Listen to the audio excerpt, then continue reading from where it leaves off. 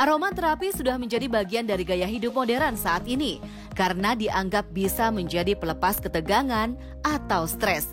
Beragam jenis aromaterapi dari essential oil hingga aromaterapi dalam bentuk padat seperti lilin. Selain memberikan aroma yang memikat, aromaterapi juga dikenal memiliki segudang manfaat untuk keluhan penyakit.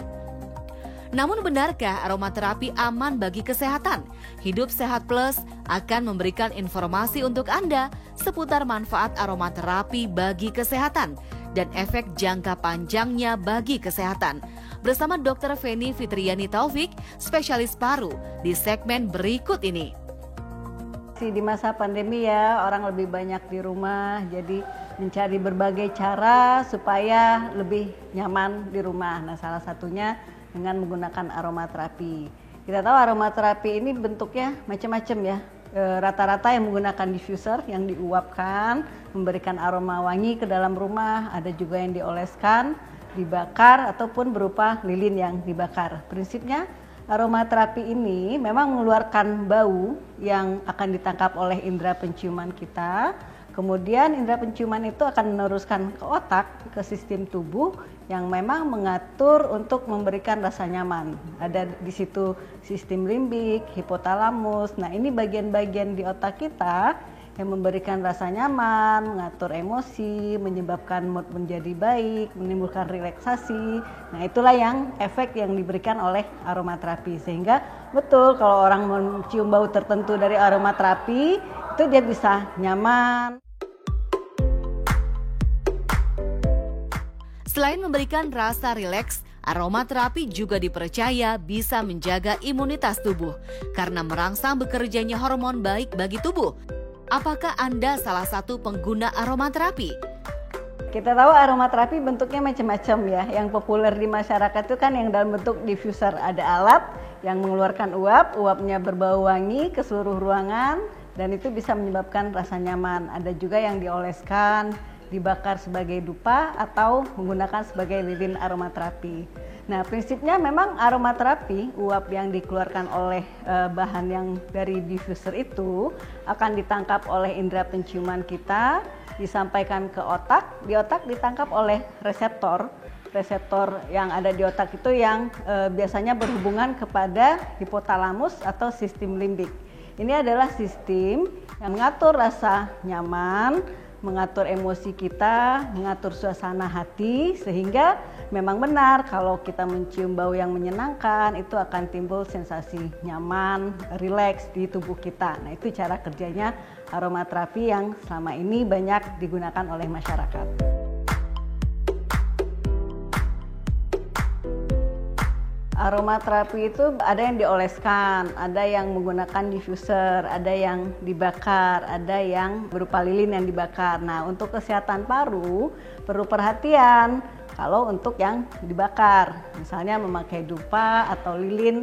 Nah, dari pembakaran itu kan keluar asap ya, asap, bahan-bahan polutan itu dia bisa mempengaruhi pernapasan untuk orang-orang yang rentan. Kalau orang-orang yang tidak ada masalah kesehatan biasanya relatif aman. Tapi untuk orang yang punya gangguan pernapasan seperti orang yang punya riwayat asma, orang PPOK, ada keluhan batuk kronik, bronkiektasis atau gangguan paru kronik lainnya, itu perlu berhati-hati karena asap pembakaran dari dupa atau lilin aromaterapi bisa saja menjadi bahan yang menyebabkan iritasi ke saluran napas sehingga keluhan pernapasan menjadi lebih buruk.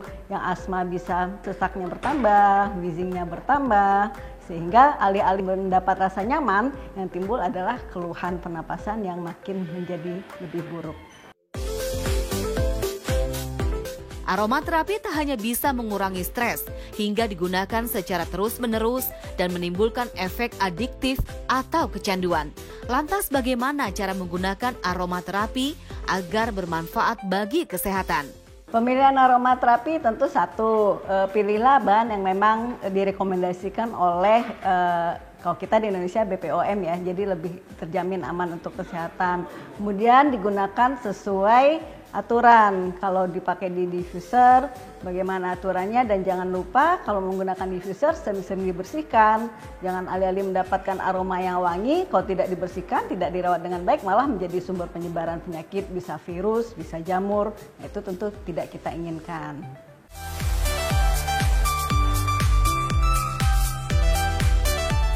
Ada banyak jenis aromaterapi seperti essential oil, lilin aromaterapi, dan aromaterapi bakar.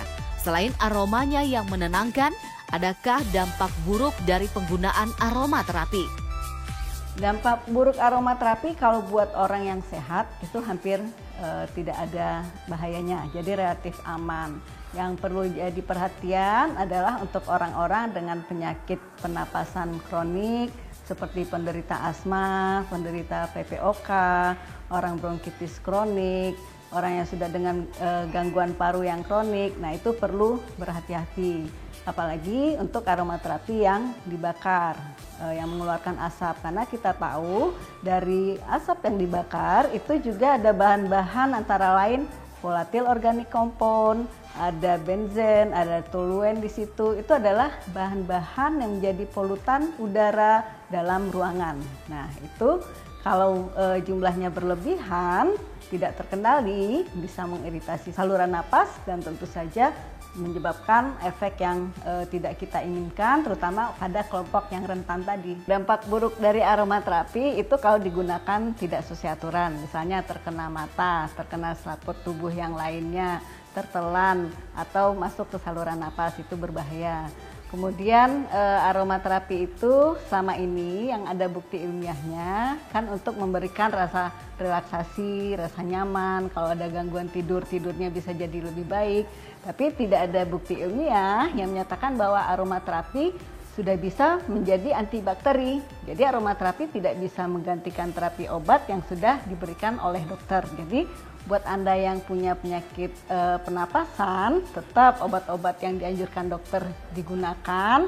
Kemudian kalau untuk merasa nyaman dengan menggunakan aromaterapi, itu silakan digunakan. Artinya jangan menggantikan obat dari dokter dengan aromaterapi. Aromaterapi digunakan untuk menyegarkan udara di sekitar.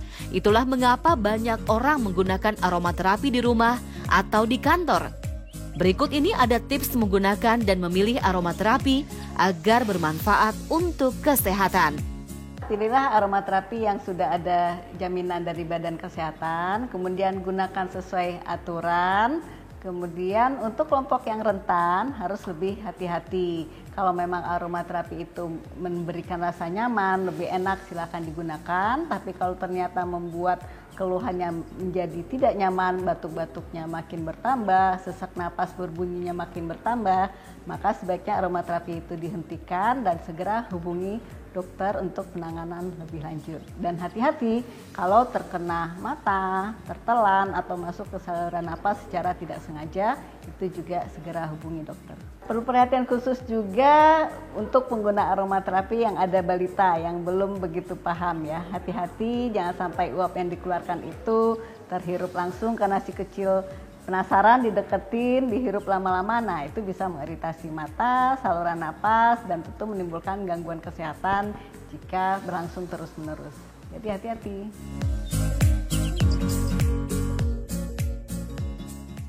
Aromaterapi itu cukup aman, tapi harus hati-hati untuk kelompok yang punya masalah kesehatan respirasi. Saya, Feni Fitriani, dokter spesialis paru untuk Hidup Sehat Plus.